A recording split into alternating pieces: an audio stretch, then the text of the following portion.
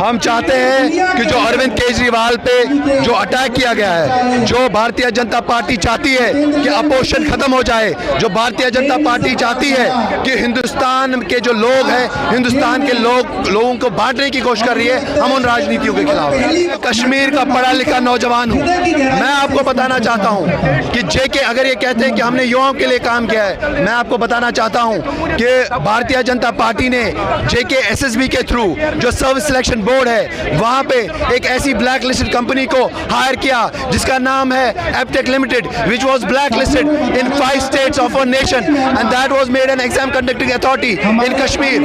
और वहाँ पे धांधलियाँ हुई, सब इंस्पेक्टर एग्जाम्स में धांधलियाँ हुई, वहाँ पे फायर एंड इमरजेंसी सर्विस में धांधलियाँ हुई और 20-20 लाख का पेपर भेजा गया, तो जिसकी वजह से हमारा नौजवान जो है और उनके साथ जो है जुल्म हुआ। देखिए, जब तक ये लोग वहाँ पर सरकार में थे तब तक वहाँ का युवा, वहाँ के नौजवान, वहाँ के माताएं बहनें खुश थी। जब से 2014 से मोदी जी आए, मोदी जी ने आने के बाद हमारी जो महाराजा की स्टेट थी उसके तोड़ के 2 टुकड़े कर दिए। आज वहाँ का युवा जो है वो एक एक पाई के लिए तरस रहा है। हमारे हम जॉब सारे छीन लिए गए, वहाँ की जमीनों को राइट से बाहर दे दिए गए। हमारे पास उस महाराजा की स्टेट को बिल्कुल नंगा कर दिया है। वहाँ पर भूखमरी की नौबत आ गई है। जिस स्टेट के अंदर कोई घर के बगैर नहीं था, जिस स्टेट के अंदर अल्लाह का ऊपर वाले का बहुत शुक्र था कि वहाँ पर खाली पेट नहीं सोता था रात को, लेकिन आज वो नौबत पर पहुंचा दिया हमारी स्टेट।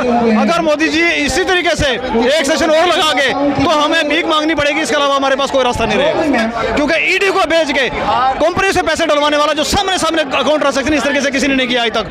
तो दूसरी तरफ से अगर केजरीवाल जी की बात करें, उनको एक ऐसे केस के अंदर जो उठा के अंदर रखा है जिसका अगर मैं कहूँगा अगर चांदनी चौक के किसी जेब कतरे के ऊपर भी ऐसा केस लगता तो वो भी अंदर नहीं जाता, उसकी भी जमानत हो जाती। लेकिन केजरीवाल जी को सिर्फ अपने रास्ते से साइड करने के लिए, हटाने के लिए और एक पॉलिटिकल वेंडेटा के थ्रू जो उठाया गया उसके खिलाफ जोर जो हम मजम्मत करते हैं और कहना चाहते हैं कि हिंदुस्तान के लोग किसी को माफ नहीं करते।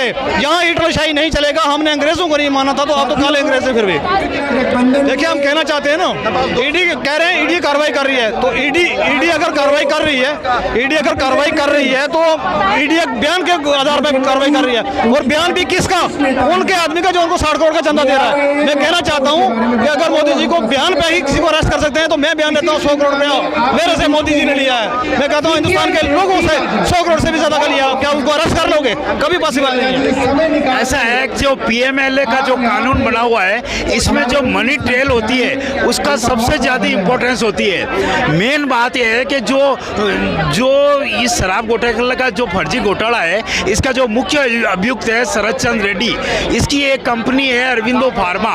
वो व्यक्ति गिरफ्तार होने के बाद में पहले 5 करोड़ देता है, गिरफ्तार होने के बाद में 50 करोड़, यानी कि 55 करोड़ रुपए वो बीजेपी को दे रहा है। यानी कि मनी ट्रेल ये प्रूफ हो चुकी है, चुनाव आयोग की वेबसाइट के ऊपर प्रूफ है। उसके बाद में भी, उसके बावजूद भी जेपी नड्डा को सम्मन क्यों नहीं भेजा जा रहा है? ईडी को सम्मन भेजना चाहिए जेपी नड्डा को, उनसे पूछताछ करनी चाहिए कि आपने 55 करोड़ रुपए एक कैदी से क्यों लिए, उस अभियुक्त से क्यों लिए जो शराब घोटाले का मुख्य अभियुक्त है। ये सबसे बड़ी तानाशाही है। जिस व्यक्ति के खिलाफ कोई सबूत नहीं, कोई प्रूफ नहीं, आप उसको गिरफ्तार कर लेते हो, और जिसके खिलाफ प्रूफ है, सबूत है, उससे आप सम्मन भी नहीं भेजना चाहते। ये घोर तानाशाही है। ईडी और सीबीआई इन्वेस्टिगेटिंग अथॉरिटी है, एजेंसी है, ना कि वो कोई।